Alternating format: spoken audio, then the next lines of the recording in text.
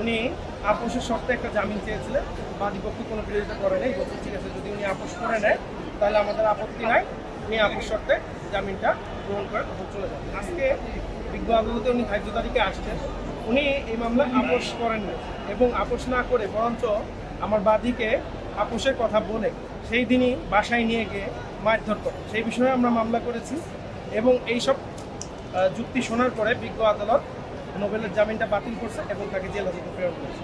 আপোষটা কিসের আপোষ ছিল? যেহেতু এটা 42406-এর মামলা, অর্থাৎ টাকা পয়সা লেনদেন আত্মসাৎ করার টাকা আত্মসাতের মামলা, সেই জন্য টাকার বিষয়ে আপোষটা মূলত ছিল। নোবেল বলছিল যে সে বিয়ে করবে, বিয়ে করে যেহেতু প্রেমেরও একটা সম্পর্ক ছিল এটা আপোষ মাংসে করে ফেলবে, কিন্তু আজকে উনি এসে বলতেছেন যে ওনার ওয়াইফ আছে এবং 4 মাসের বাচ্চা আছে, সেই কারণে তার পক্ষে বিয়ে করা সম্ভব না, অর্থাৎ ওই দিনের বক্তব্য থেকে উনি সরে গেছেন।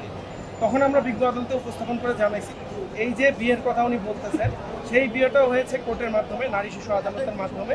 সেখানে তার বিরুদ্ধে যাকে তার স্ত্রী হিসেবে এখন দাবি করতেছেন সে বাদী হয়ে 9-1 অর্থাৎ ধর্ষণের মামলা দায়ের করেন এবং সেই ধর্ষণের মামলায় বিজ্ঞ আদালত আদেশ দেন যে যদি জামিন নিতে হয় তাহলে বিয়ে করলে জামিন পাবে, আদারওয়াইজ পাবে না। তখন উনি বাধ্য হয়ে মেয়ের পেটে যখন 4 মাসের সন্তান ছিল সেই অবস্থায় বিয়ে করেন। এখন এই কথাটা আজকে বিজ্ঞ আদালতে বলার পরে আমরা বলছি যে যদি সেটাই হয় তাহলে আমাদের দেনা পাওনাটা আছে, যা তদন্তের মাধ্যমে স্পষ্টভাবে আছে, বিকাশ স্টেটমেন্টও আছে, সেই টাকাটা যাতে ফেরত দিয়ে দেয়।